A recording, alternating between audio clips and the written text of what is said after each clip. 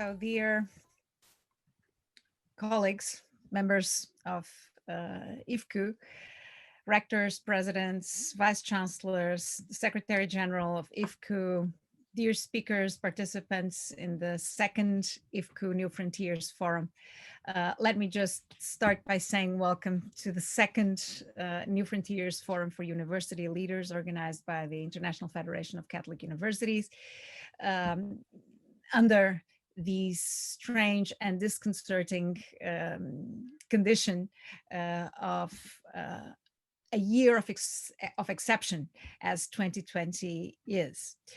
1 year ago, we initiated in Rome the New Frontiers Forum for University Leaders, an initiative of the International Federation of Catholic Universities focused on engaging members to share experiences and ideas, support strategic development, and boost networking amongst the leaders of the wide and motley network of Catholic universities worldwide. Last year, as this year again, we were able to convene a strong lineup of speakers, both from Catholic universities and outside, from the US and Europe, Asia and Africa, Central and South America, and Oceania. And let me just remind you of a part of the concluding statement in the first forum that was approved in the last day of the conference.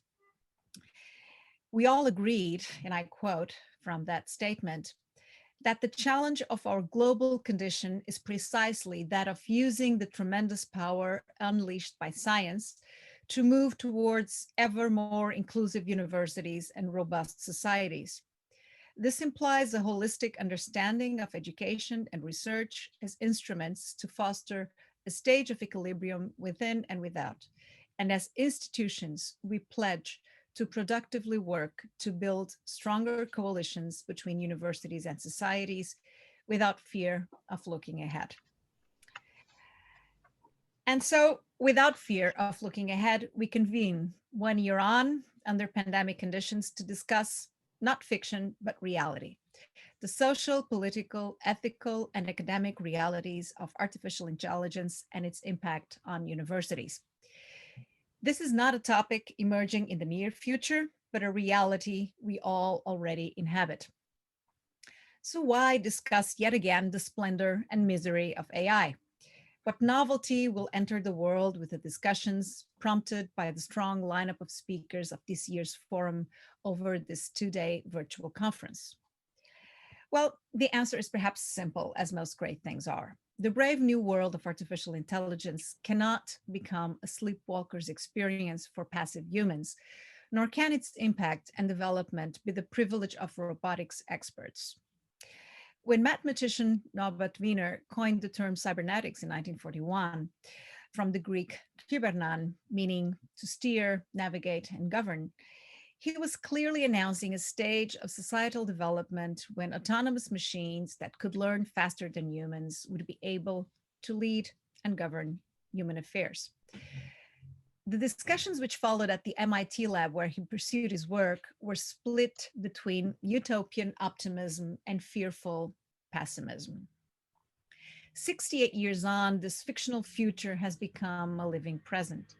But we do not simply accept to be led and governed by machines. And yet the human life world has become a switch on, switch off universe from the time we wake up, the organization of our life, from calendars to heartbeats. According to a Cisco study, when they come to university, students carry on average 7 different devices, from computers to smartphones, a collection of wearables, tablets, and so on. And all of them are powered or use artificial intelligence or machine learning. AI is supporting medical diagnostic and the accuracy of treatment. It leverages national security decisions, steers societal organization, monitors climate, and it also has the power to boost or suppress democracy, to control freedom, limit individual rights and choices. The question is this fair? How far are we ready to go? Is there agency in the algorithm? Who rules in the black box society? Universities are at the forefront of societal development, and they both steer the technological issues that have led to the rise of machines, just as they are affected and disrupted by that same development. And recently, COVID has become a powerful accelerator of this change, both in instrumental and strategic terms. Common wisdom tells us that a crisis is more often than not also an opportunity. The pandemic has challenged our pedagogical models, our modes of scholarly collaboration. We are living a watershed moment when institutions rethink what they do, how they do it, the new constituents they serve, and their future needs. If there was anything that could be considered obvious in the current predicament, then it was that at least one generation was prepared for the brave new world of remote work and virtual socializing, and for an AI steered organization of the social. The millennial generation, or those I prefer to call Generation 4.0, born and raised amongst screens and wearables, virtual environments have almost become a second skin. But is it really so? COVID has made pedagogical innovation resisted if taught or imposed, and many of us have certainly had this experience at their universities.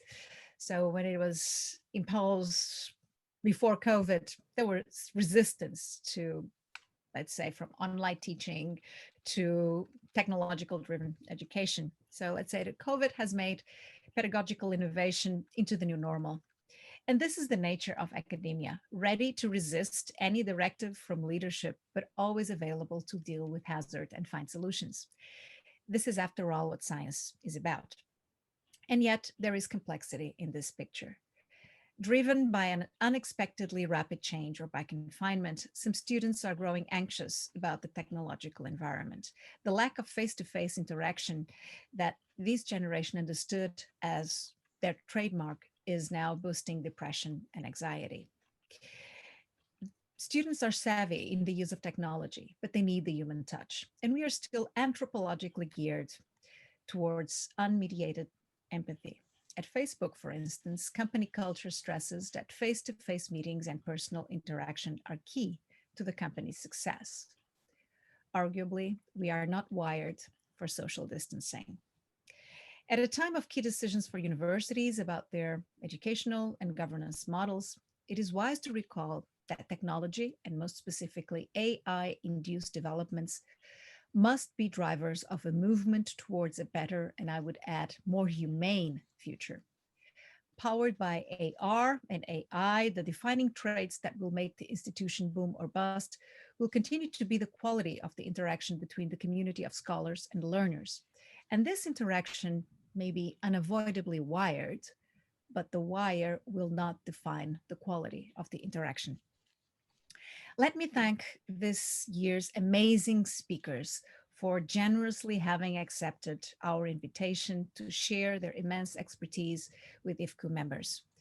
We are proud to have arrayed global thought leaders in AI and social robotics, ethicists, and truly world-class leaders with whom it is a privilege to discuss the road ahead.